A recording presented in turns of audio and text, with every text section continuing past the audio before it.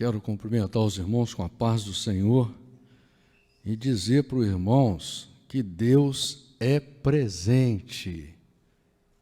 O nosso Deus está vivo e reina. Só que Deus governa a vida daqueles que Ele chama, não é?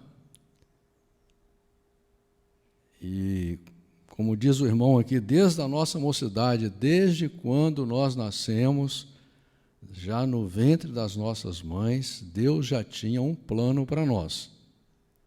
Deus já tinha um projeto para nós. Por isso que a palavra do Senhor disse, muitos serão chamados, mas poucos serão escolhidos.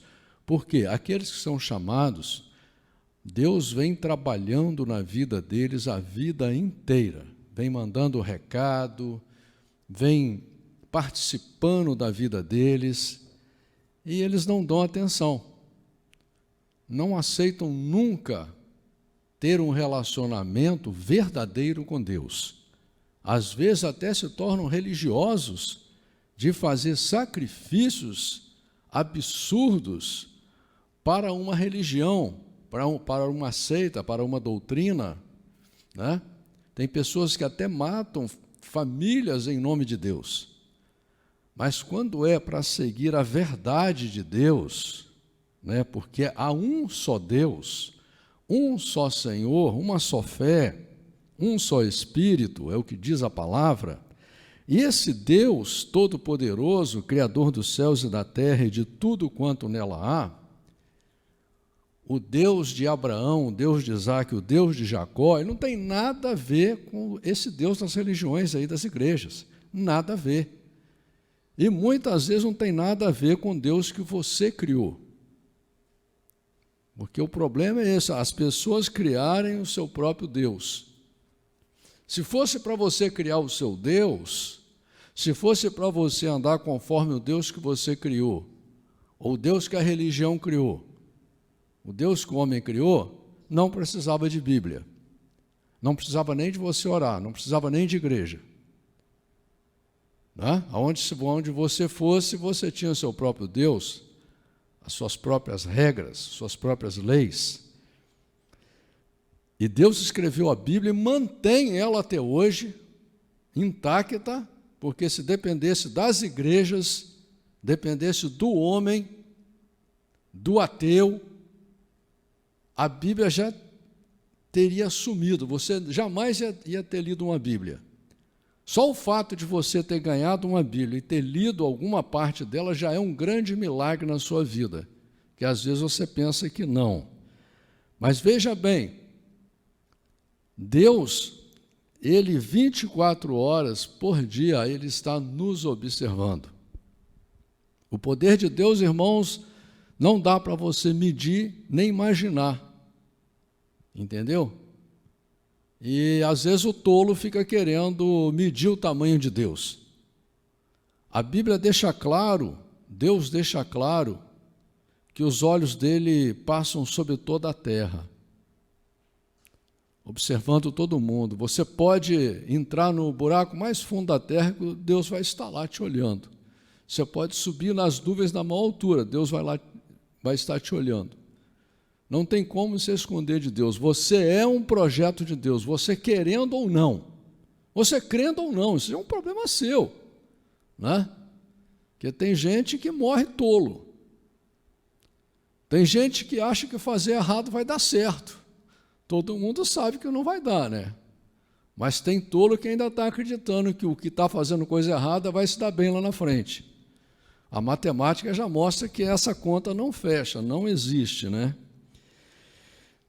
E o poder de Deus, irmãos, muitas vezes, ele não é aparente na sua vida, ele não é assim, como o povo de Israel viu lá no Egito, que viu com seus próprios olhos mar se abrir, aquelas pragas, porque hoje você vive num mundo moderno, você já é uma pessoa civilizada, entendeu? E Jesus falou, felizes aqueles que não viram e creram. a sua oportunidade é muito maior do que a oportunidade daquele povo lá que teve no Egito. A sua oportunidade é muito maior do que a dos ninivitas. Os ninivitas não viram nada, não. Apenas o inimigo deles entrou na cidade pregando uma pregação terrível contra eles e pregando com raiva e desejando o mal deles. Mas eles ouviram aquela palavra e aceitaram para eles, tanto o rei como as pessoas comuns. E Deus mudou a sentença deles. E é isso que nós fazemos hoje na igreja. Você vem à igreja para você se converter, porque quando você se converter dos seus maus pensamentos, dos seus maus caminhos, Deus vai agir na sua vida. As portas vão se abrir. Aquilo que está escrito no livro de Deuteronômio, capítulo 28, as bênçãos e as maldições, as bênçãos de Deus virão sobre você quando você tomar a decisão de escrever a sua própria história. Que a maioria das pessoas vão na igreja andando atrás de história dos outros, atrás de testemunho dos outros. Houve um testemunho de alguém, fica maravilhado, até chora. Houve um pastor que fala bonito pregando, acha que o pastor é que vai levá-la para o céu. Não é? Você tem que escrever a sua própria história. O seu relacionamento com Deus, ele é individual. Deus chama você individualmente para fazer uma aliança com Ele, para andar com Ele, para aceitar o que Ele escreveu aqui na Bíblia, os estatutos, os mandamentos e os juízos de Deus. É isso que Deus quer de você, é isso que Deus quer de mim. Que a gente saia de cima do muro, que a gente deixe de ser crente de Laodiceia. Deus descreve as 7 igrejas da terra, e ali está claro o que Deus vê nessas igrejas. Por isso que a nossa igreja aqui chama Casa de Oração de Jesus Filadélfia, porque aqui é uma casa de oração, aqui é a casa de Jesus, não é a minha casa, não é a sua casa, aqui é a casa do Senhor, a igreja do Senhor. E é Filadélfia porque nós pretendemos andar como a igreja de Filadélfia andou. Esse é o nosso objetivo. Deus não aceita gente medrosa, gente tímida, gente frouxa. Deus não chama frouxo, Deus não chama covarde. Quando Gideão precisou de enfrentar um exército enorme lá, que ele separou 32 mil pessoas, Deus falou: quem for covarde, quem for medroso, quem for tímido, pode voltar. Voltaram 10 mil.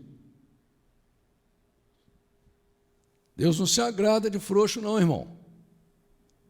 As coisas de Deus são seríssimas. Deus te chama para um relacionamento de amor, de intimidade com Ele, para você aceitar a aliança dEle. Não é para você andar conforme o seu pensamento. E veja bem, a gente está falando sobre o poder de Deus. Eu conversava aqui com o presbítero Paulo aqui, e ele me relatava um testemunho sobre confiar em Deus, e eu tinha separado aqui para mim ler o livro de Isaías, né? Ler aqui o livro de Isaías no capítulo, se não me falha a memória, 14, ia falar sobre isso. E aí, quando eu orei aqui no altar e vim abrir a Bíblia, Deus me levou no livro de Jeremias, no capítulo 17, exatamente no versículo 5. Sabe o que está escrito lá? Vou começar. Assim diz o Senhor: maldito o homem que confia no homem, e faz da carne o seu braço e aparta o seu coração do Senhor. Só para vocês terem ideia, nós não combinamos nada. Eu encontrei com o irmão Paulo aqui, agora, nem sabia o que ele ia falar. E eu ajoelhei aqui agora mesmo no altar, pedi uma palavra para o Senhor, a mesma palavra que Deus deu para ele, O mesmo milagre que Deus fez na vida dele, aqui se confirmando para ver que Deus é presente. Jesus não mente. Jesus falou que aonde 2 ou mais pessoas estiverem reunidas em nome dele, ali ele estaria, e ele está. Porque o Senhor sempre esteve aqui nesse altar, sempre. Não é porque eu estou aqui. Porque aqui é a casa de Deus, é a casa dele. E temos que ser muito gratos por termos essa oportunidade de virmos aqui. E viemos aqui trazidos por Deus para nos convertermos. E quando diz a palavra do Senhor aqui, maldito o homem que confia no homem, Deus não está citando o nome de ninguém. E a pessoa que mais separa você de Deus, que mais te prejudica, é você mesmo, com a sua soberba, porque você confia o tempo todo em você. Não confia em Deus, então você está cometendo uma maldição, confiando em você. E diz aqui no versículo 6, porque será como a tarmagueira no deserto, e não verá quando vem o bem. Antes, morará nos lugares secos do deserto, na terra salgada e inabitável. Entendeu, irmãos? Quando você confia no homem, quando você confia no seu próprio pensamento, as portas de Deus se fecham para você. Aprende isso. O reino de Deus não tem nada a ver com o reino do homem. Deus te chama para viver o reino dele aqui. Então, a Bíblia diz que você é templo do Espírito Santo de Deus. A Bíblia diz que você tem que andar como Jesus andou. Jesus falou, ser perfeito como o vosso Pai Celestial é perfeito. Deus quer que você comece a mudar a sua vida, mudar o seu pensamento, mudar o seu sentimento, trazer a palavra dele para dentro do seu pensamento, para dentro do seu coração e começar a viver essa palavra. Porque você, quando fala que é servo de Deus, ou quando as pessoas verem você entrar numa igreja, você é exemplo. Porque quando o bandido faz uma coisa errada, uma pessoa que não tem nada de Deus faz uma coisa errada, ninguém vê, ninguém liga. Mas as pessoas estão vendo, você é exemplo. Você é um servo do Senhor 24 horas por dia, onde você estiver. Você acha que eu não gostaria de fazer muitas coisas? Gostaria. Como o apóstolo Paulo fala, tudo me é lícito, Deus permite que eu faça tudo, mas nem tudo me convém. Nem tudo me convém. Eu tenho que andar conforme a palavra de Deus por causa do indulto. Por causa do indulto. Eu, por exemplo, aqui agora, estou com uma camisa aqui, eu estou sentindo calor. Eu estou sentindo calor, está muito calor. Mas por que eu estou vestido assim? Eu estou no altar do Senhor. Quem me conhece, tudo bem, sabe como é que eu sou. Não é a roupa que vai fazer a diferença na minha vida. Mas aqui um indulto, a pessoa que nunca me viu. O leigo, aquele que passa só para criticar a igreja, para criticar o crente, para criticar o cristão. Como é que vai ser? Essa é uma alma de Deus também. Essa é uma pessoa que talvez vai te usar para converter ela. Então, nós somos testemunhos vivos de Deus. Jesus falou que nós somos o sal da terra, e se o sal perder o seu poder, não serve para nada. Aonde você for, você é exemplo, você é tempero, você tem que ser luz. É difícil? É difícil. Eu sou pastor, mas muitas vezes eu me envergonho das coisas que eu falo, das coisas que eu faço, porque eu sou um ser humano, sou fraco, né? Mas, por isso que eu leio a palavra de Deus todo dia, medito na palavra de Deus, para que a palavra de Deus me faça forte, para que a palavra de Deus me ajude e me mostre o caminho e eu possa lutar contra mim mesmo, porque é eu que tenho que me consertar, é eu que tenho que me converter, é você que tem que se converter. E diz a palavra do Senhor aqui, irmãos, bendito o homem que confia no Senhor e cuja confiança é o Senhor. Por isso que lá em Deuteronômio 28 fala que as bênçãos de Deus vão andar atrás da gente, quando a gente andar conforme Deus quer. Se as bênçãos não estão te perseguindo, é porque você não está andando conforme Deus quer. Né? Deus fala, olha, eu provo, eu repreendo e provo aquele a quem amo. Deus muitas vezes deixa as portas fechadas, para ver se a gente aprende. Porque queremos seguir o mundo. O povo de Israel, depois de 400 anos de escravidão e sofrimento terrível, são libertos por Deus, ganham ouro, ganham prata, ganham comida de graça, ganham a presença de Deus 24 horas por dia, ganham cidades. E qualquer coisinha que acontecia, eles estavam querendo voltar para o Egito. E às vezes Deus deixa você passar pelo deserto, pela água, pelo fogo, por causa disso. E aqui diz assim, olha, porque será como a árvore plantada junto às águas, que estende as suas raízes para o ribeiro, e não receia quando vem o calor, mas a sua folha fica verde, e no ano de sequidão não se afadiga, nem deixa de dar fruto. Enganoso é o coração mais do que todas as coisas, e perverso, quem o conhecerá? Deus já está mostrando aqui, irmão, que o meu coração é enganoso, o seu coração é enganoso. Será que você não enxerga isso? Você não vê isso? Será que você vai continuar só botando a culpa em todo mundo a vida inteira?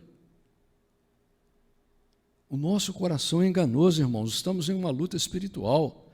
Eu estou falando isso porque eu sei a dificuldade que você tem de adorar a Deus, de andar com Deus, de servir a Deus, de querer Deus. A dificuldade que você tem de ouvir um louvor na sua casa de manhã cedo, de tarde, de noite. A dificuldade que você tem de orar, a dificuldade que você tem de ler a Bíblia. Entendeu? Deus não chama a gente para isso não, irmãos. Então diz aqui no versículo 9, enganoso é o coração mais do que todas as coisas, e perverso, quem o conhecerá? Eu, o Senhor, esquadrinho o coração e provo os pensamentos, e isto para dar a cada um segundo os seus caminhos e segundo o fruto das suas ações. Está vendo, irmãos? Deus está vendo a nossa vida, irmão. Deus está vendo as nossas ações, ouvindo as nossas palavras, o nosso dia a dia. Deus tem a nossa vida filmada 24 horas por dia. Não precisa acreditar em mim, não. Leia a Bíblia que você vai ver claramente. E de acordo com as suas ações, Deus vai te abençoar ou vai te deixar. Entendeu? Isso é coisa séria, irmãos. Você deixa de viver o melhor da sua vida aqui na terra porque o seu coração é duro, você é materialista. Você não consegue rasgar seu coração e entregar para Deus. Fica fazendo oração fajuta, entendeu? Oração que não tem... Deus precisa da sua oração, eu te pergunto. Você acha que Deus vai mudar alguma coisa no reino de Deus por causa da sua oração? A sua oração é para mudar você. É para mudar você. Então, se você não está mudando, se as portas não estão se abrindo, é porque você precisa de mudar. Você precisa de ter uma conversa séria com Deus, uma conversa íntima com Deus e tomar uma decisão de mudar. De falar, eu vou me converter, eu vou mudar. E aí você vai ter que começar a lutar contra quem? Contra o seu coração enganoso, contra os seus pensamentos. É o seu pensamento que está torto, que está errado. Por que um filho vai lá e mata um pai? O que está acontecendo? O pensamento dele começa a ir para um caminho errado, e ele começa a achar justificativa para aquilo, e acha que está certo. Assim como o cara que assalta um trabalhador, um pai de família, toma tudo que ele tem, inclusive toma até a vida dele, ele acha justificativa para fazer aquilo. Deus quer mudar o seu pensamento para o seu próprio bem. Deus não vai ganhar nada com isso, é você que vai ganhar. E não dá para ter um relacionamento com Deus mais ou menos, isso não existe, irmãos. Não existe. Você só casa com alguém se você gostar de verdade dessa pessoa. Ou se tiver interesse, mas não estão falando de interesse aqui. Com Deus não existe interesse. Ou você vai amar a Deus ou não vai. Por interesse você esquece, você nunca chegará a Deus. Tem gente que está aí achando que vai comprar Deus com dinheiro. Deus não precisa do dinheiro de ninguém. Deus nem usa dinheiro. Entendeu? Deus não precisa de nada de material seu. Deus quer o teu coração. Deus quer que você se converta ao que está escrito na Bíblia. Na Bíblia. E Deus te chama para você ser o atalaia. Não interessa a igreja que você está. Você não é chamado para seguir a igreja nenhuma, não é chamado para seguir a ninguém. Você é chamado para seguir o que está escrito na Bíblia. O dia que você fizer isso, e o dia que você começar a lutar com Deus, e falar, Senhor, eu quero mudar, eu preciso mudar, eu quero que o Senhor mude meu pensamento, mude meu coração, me dê um pensamento novo, um coração novo, como o Senhor diz lá no livro de Ezequiel. É isso que eu quero para mim, nascer de novo, ser uma nova criatura, ser diferente do que eu sou. É para isso que Deus nos chama. É para isso que Deus nos chama. Irmãos, estamos lendo o livro de Êxodo, no capítulo 40, e graças à misericórdia de Deus, é o último capítulo de Êxodo. Conseguimos esse milagre, né, chegar aqui até o livro de Êxodo. Então, estamos lendo Êxodo capítulo 40, que diz a palavra do Senhor assim: falou mais o Senhor a Moisés, dizendo: no primeiro mês, no primeiro dia do mês, levantarás o tabernáculo da tenda da congregação, e porás nele a arca do testemunho, e cobrirás a arca com um véu. Depois colocarás nele a mesa, e porás em ordem o que se deve pôr em ordem nela. Também colocarás nele o candelabro, e acenderás as suas lâmpadas.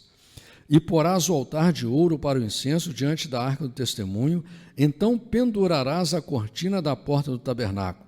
Porás também o altar do holocausto diante da porta do tabernáculo da tenda da congregação. E porás a pia entre a tenda da congregação e o altar, e nela porás água.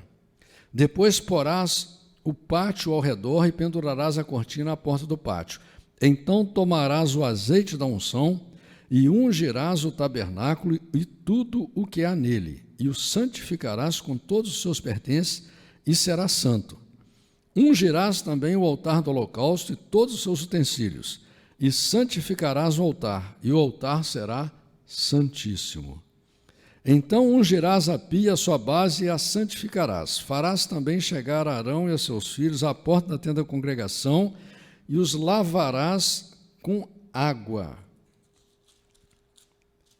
E vestirás a Arão as vestes santas, e o ungirás, e o santificarás, para que me administre o sacerdote. Você vê que Deus aqui cria uma vestimenta diferente para o sumo sacerdote, para que o leigo, o indouto, né, as pessoas soubessem diferenciar. Ele era um representante de Deus, escolhido por Deus, né, para levar a palavra de Deus, para fazer a obra de Deus. Também farás chegar a seus filhos, e lhes vestirás as túnicas, e os ungirás como ungisse a seu pai, para que me administre um sacerdote, e a unção lhe será por sacerdócio perpétuo nas suas gerações.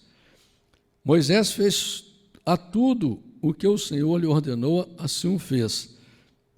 Olha aqui, irmãos, tem uma promessa aqui, a Bíblia é texto e contexto. Por isso temos que entender a Bíblia pela Bíblia. Aqui Deus faz uma promessa para os filhos de Arão, que seria um sacerdócio perpétuo. Mas como que Nadab e Abiú foram mortos por Deus dentro da igreja? Deus descumpriu a palavra dele? Não. Enquanto eles cumprissem a aliança com Deus, andassem conforme Deus tinha determinado, Deus estava com eles. O que eles fizeram? Decidiram transgredir a lei do Senhor, né? E como diz a palavra do Senhor, né? A quem mais é dado, mais será cobrado. Assim, aqui, olha, é a primeira igreja física criada por Deus, tá? Que nós vamos ler aqui. Tem muita igreja aí que diz que a igreja foi criada por Pedro, outro já diz que a igreja foi criada lá nos Estados Unidos, agora, no ano de 1800. A primeira igreja Deus criou aqui, ó. Assim, no primeiro mês, no ano segundo, ao primeiro dia do mês, foi levantado o tabernáculo. Moisés levantou o tabernáculo e pôs as suas bases e armou as suas tábuas e colocou nele os seus varais e levantou as suas colunas. E estendeu a tenda sobre o tabernáculo e pôs a cobertura da tenda sobre ela, em cima, como o Senhor ordenara a Moisés. Tomou o testemunho, pô-lo na arca e colocou os varais na arca e pôs o propiciatório em cima da arca. E introduziu a arca no tabernáculo e pendurou o véu da cobertura e cobriu a arca do testemunho como o Senhor ordenara a Moisés. Pôs também a mesa na tenda da congregação ao lado do tabernáculo para o norte, fora do véu. E sobre ela pôs em ordem o pão perante o Senhor como o Senhor ordenara a Moisés. Pôs também na tenda da congregação o candelabro na frente da mesa ao lado do tabernáculo para o sul.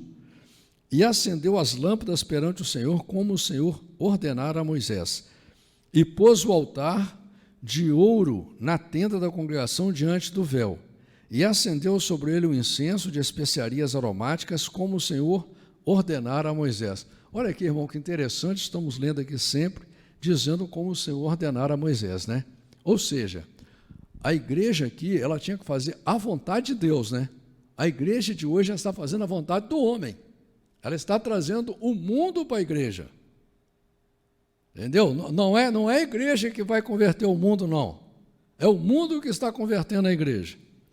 Pendurou também a cortina da porta do tabernáculo e pôs o altar do holocausto à porta do tabernáculo da tenda da congregação e sobre ele ofereceu holocaustos e ofertas de alimentos, como o Senhor ordenara a Moisés.